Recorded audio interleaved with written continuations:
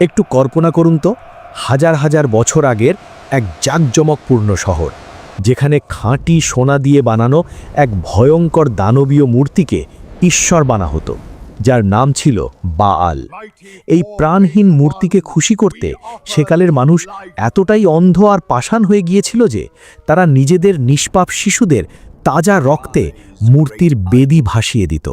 চারদিকে যখন শির্ক আর নিষ্ঠুরতার এমন লোমহর্ষক উৎসব চলছিল, ঠিক তখনই পাহাড়ের মতো একাই রুখে দাঁড়ালেন আল্লাহর এক সাহসী নবী হযরত ইলিয়াস আলাইহিসসালাম। কিভাবে তিনি একা একটি পুরো জালিম সাম্রাজ্যের ভিত কাঁপিয়ে দিয়েছিলেন, কেনই বা আসমান থেকে নেমে এসেছিল এক ভয়ঙ্কর গজব।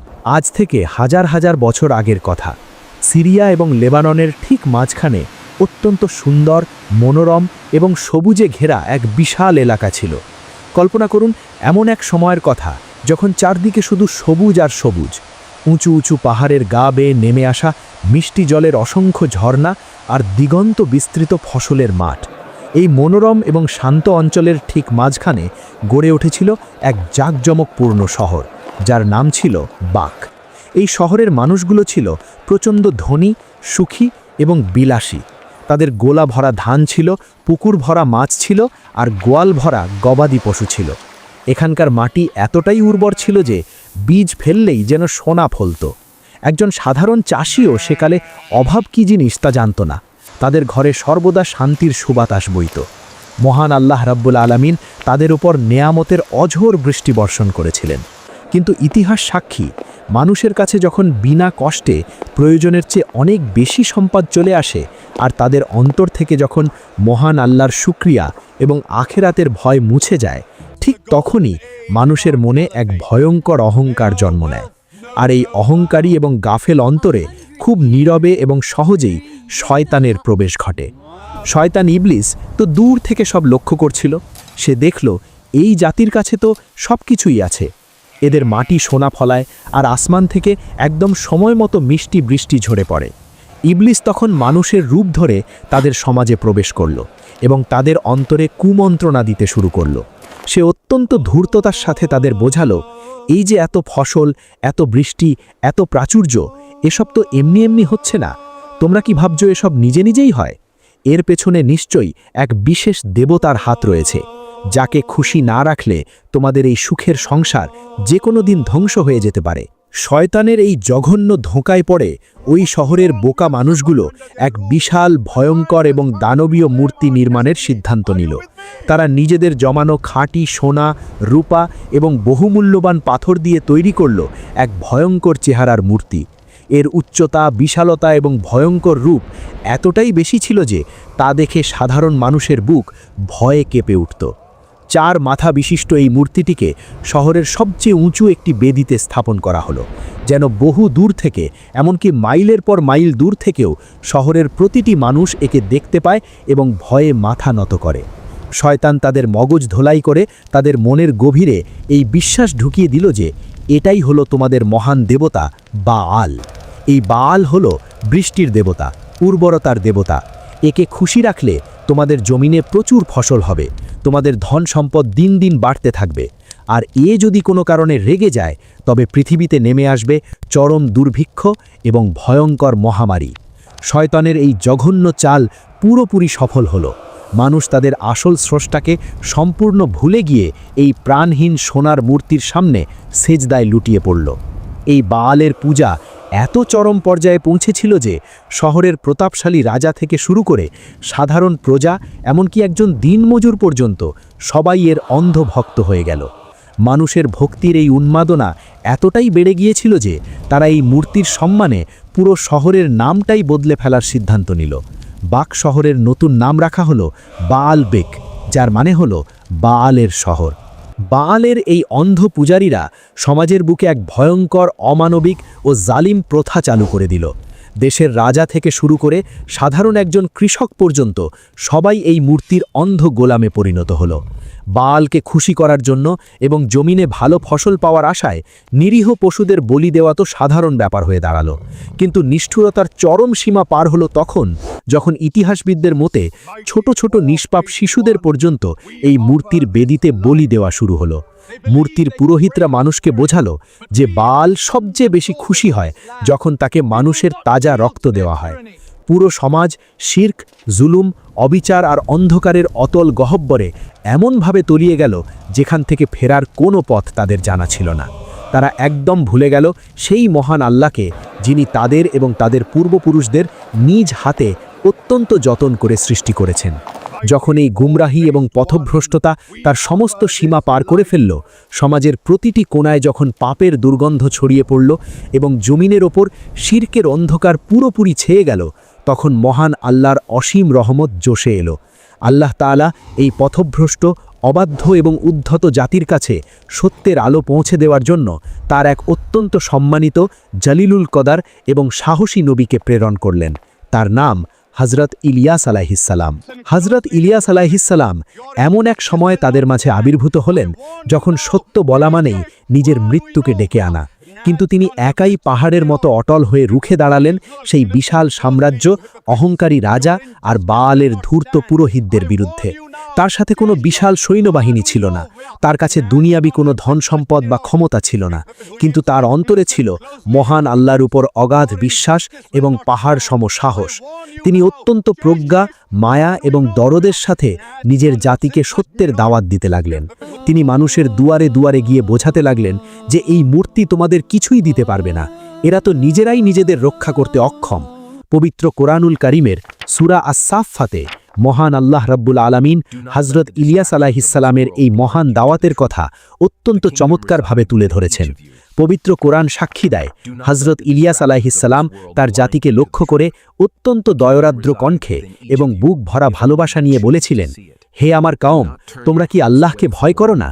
তোমরা কি এই বাল নামের এই প্রাণহীন মূর্তিকে ডাকো আর সর্বশ্রেষ্ঠ স্রষ্টাকে বর্জন করো, সেই মহান আল্লাহকে, যিনি তোমাদেরও রব এবং তোমাদের অতীত পিতৃপুরুষদেরও রব।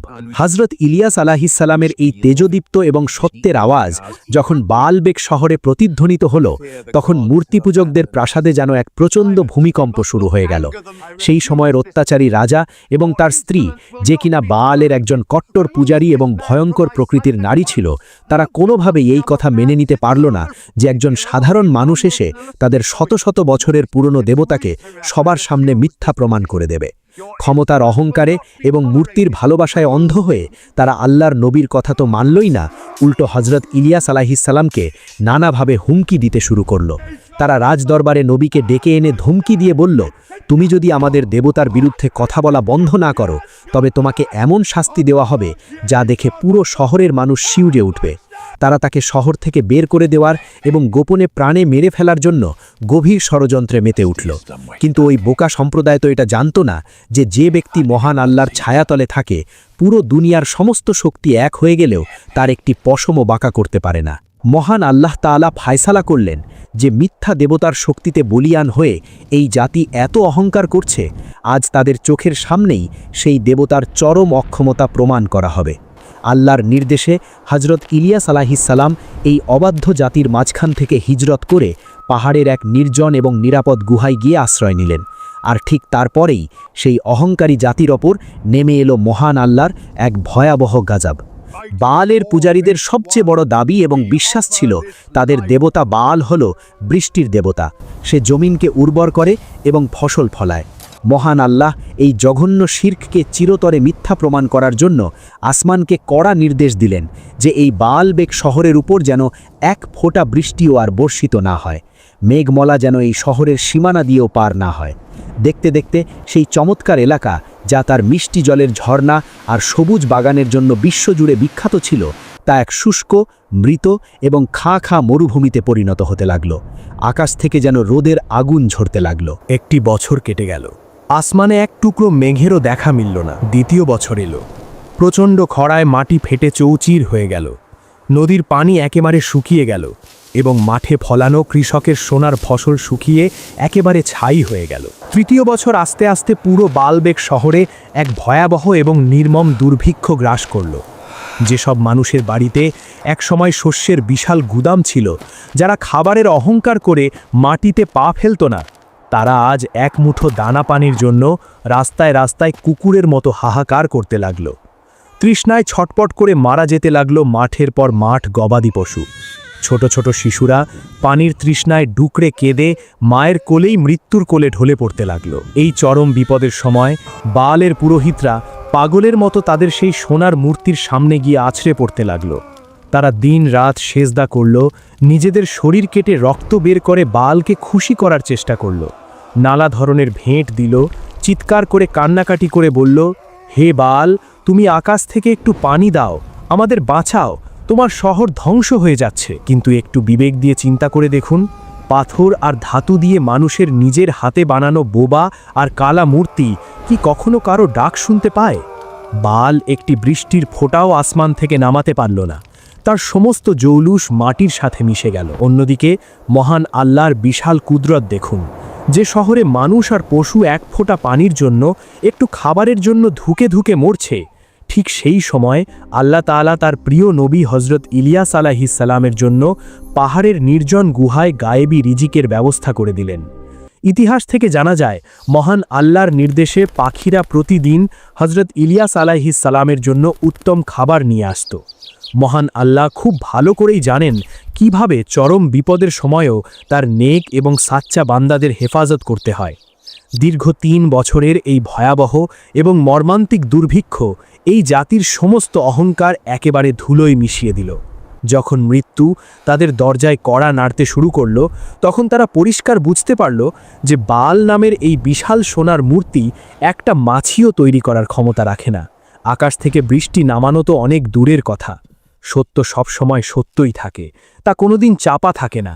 প্রমাণিত হয়ে গেল যে হজরত ইলিয়াস আলাইহিস সালামের রবই হলেন একমাত্র সত্য মাবুদ, যিনি আসমান এবং জমিনের মালিক। অবশেষে যখন তারা তাদের চরম ভুল বুঝতে পেরে নিজেদের অহংকার ত্যাগ করে আল্লাহর নবীর কাছে এসে ক্ষমা চাইল, তখন হজরত ইলিয়াস আলাইহিস সালাম মহান আল্লাহর দরবারে হাত তুললেন। নবীর দোয়ায় মহান আল্লাহ আবার আসমান থেকে রহমতের বৃষ্টি বর্ষণ করলেন। কিন্তু ওই রাজা, তার রানী এবং যে অহংকারী পুরোহিতরা এত কিছুর পরও শেষ পর্যন্ত সত্যকে মেনে নেয়নি, আল্লাহ তাআলা তাদের চরম ধ্বংসের মাধ্যমে পৃথিবীর বুক থেকে চিরতরে মুছে দিলেন। আমার প্রিয় দর্শক, আপনারা অনেকেই হয়তো ভাবতে পারেন ঘটনাটি তো এখানেই শেষ হয়ে গেছে, বালের মূর্তি ভেঙে গেছে আর শয়তান চিরতরে হেরে গেছে।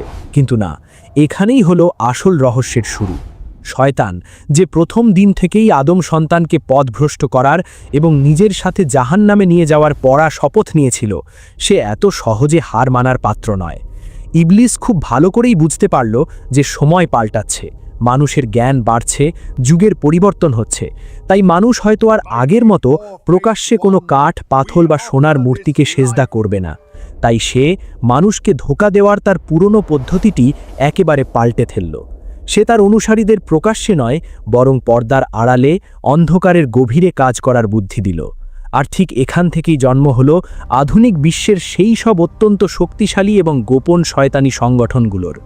আজকের এই শিক্ষিত এবং চরম আধুনিক যুগে মানুষ মনে করে যে বালের যুগ শেষ হয়ে গেছে, আমরা তো অনেক স্মার্ট। কিন্তু বাস্তবতা হলো আজও দুনিয়াতে এমন কিছু লোক এবং অত্যন্ত শক্তিশালী গোপন সংগঠন রয়েছে যারা অত্যন্ত নিয়ম করে শয়তানের উপাসনা করে। এরাই হলো আজকের যুগের আধুনিক বালের পূজারী। এরা দুনিয়ার অর্থনীতি, বিশ্ব রাজনীতি এবং মিডিয়ার শক্তির ওপর পুরোপুরি আধিপত্য বিস্তার করে আছে। আজ তারা অন্ধ ক্ষমতা, সীমাহীন সম্পদ, বেহায়াপনা আর অশ্লীলতাকে মানুষের সামনে নতুন দেবতা হিসাবে দাঁড় করিয়ে দিয়েছে। এই গোপন শক্তিগুলোর আসল উদ্দেশ্য আজও ঠিক একটাই, যা হাজার হাজার বছর আগে বালবেক শহরে ছিল, আর তা হলো মানুষকে মহান আল্লাহর সহজ সরল পথ থেকে সরিয়ে দেওয়া, তাদের অন্তর থেকে আখেরাতের ভয় একেবারে মুছে দেওয়া এবং তাদের ব্রেইন ওয়াশ করে শয়তানের গোলামে পরিণত করা। আজও যদি আপনি খুব গভীরভাবে খেয়াল করেন, তাহলে দেখতে পাবেন এই গোপন সংগঠনগুলো সেই প্রাচীন বাল পূজারীদের প্রতীকগুলোই ব্যবহার করে চলেছে। শিংওয়ালা দেবতার ছবি, এক চোখের ভয়ঙ্কর চিহ্ন এবং পিরামিডের মতো অসংখ্য শয়তানি প্রতীক আজও এদের মূল পরিচয়। তফাৎ শুধু এটুকুই যে আজকের বাল কোনো এক জায়গায় দাঁড়িয়ে থাকা সোনার মূর্তি নয়, বরং এটি হলো সেই পুরো চাকচিক্যময় শয়তানি সিস্টেম যা অত্যন্ত নীরবে আমাদের চারপাশ দিয়ে মাকড়সার জালের মতো বিছিয়ে দেওয়া হয়েছে। আমাদের হাতের মোবাইল ফোন, ইন্টারনেট, সিনেমা, নাটক আর মিউজিকের মাধ্যমে এই গোপন শক্তিগুলো আমাদের সমাজকে এবং বিশেষভাবে আমাদের যুব সমাজ এবং ভবিষ্যৎ প্রজন্মের মগজকে পুরোপুরি নিয়ন্ত্রণ করছে। তারা অত্যন্ত সুকৌশলে আমাদের প্রিয় ধর্ম, পবিত্র কোরআন এবং রাসূলের সুন্নাহ থেকে আমাদের দূরে সরিয়ে এমন এক ধ্বংসের পথে ঠেলে দিচ্ছে যার শেষ ঠিকানা হল শুধুমাত্র জাহান্নামের জ্বলন্ত আগুন।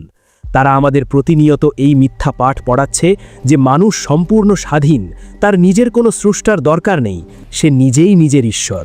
ঠিক একই অহংকার আর একই চিন্তাধারার শয়তান বালবেকের মানুষদেরও শিখিয়েছিল, যার পরিণতি হয়েছিল চরম ধ্বংস। ইতিহাস আজ আবার নিজের পুনরাবৃত্তি করছে। গতকাল মানুষের সামনে দাঁড়িয়েছিল বালের এক বিশাল মূর্তি, আর আজ আমাদের সামনে বিছানো আছে এই আধুনিক দাজ্জালি ব্যবস্থার এক বিশাল এবং ভয়ঙ্কর মায়াজাল। তবে এই চারদিকের ঘন অন্ধকার আর ফিতনার জাল যতই শক্তিশালী হোক না কেন, আমাদের ভয় পাওয়ার কিছু নেই, কারণ আমাদের পথ দেখানোর জন্য বিশ্বনবী হজরত মুহাম্মদ সাল্লাল্লাহু আলাইহি ওয়াসাল্লামের পবিত্র সুন্নাহ এবং মহান আল্লাহর কালাম পবিত্র কোরআন আমাদের কাছে রয়েছে। শয়তানের চাল যতই গভীর হোক, আল্লাহর কোরআনের আলোর সামনে তা মাকড়সার জালের চেয়েও দুর্বল। আমাদের মূল দায়িত্ব হল নিজেদের ঈমানকে শক্ত রাখা, 5 ওয়াক্ত নামাজ কায়েম করা এবং পরিবারকে এই ফিতনা থেকে দূরে রাখা। আল্লাহ আমাদের সবাইকে সঠিক পথে চলার তৌফিক দান করুন। আমিন।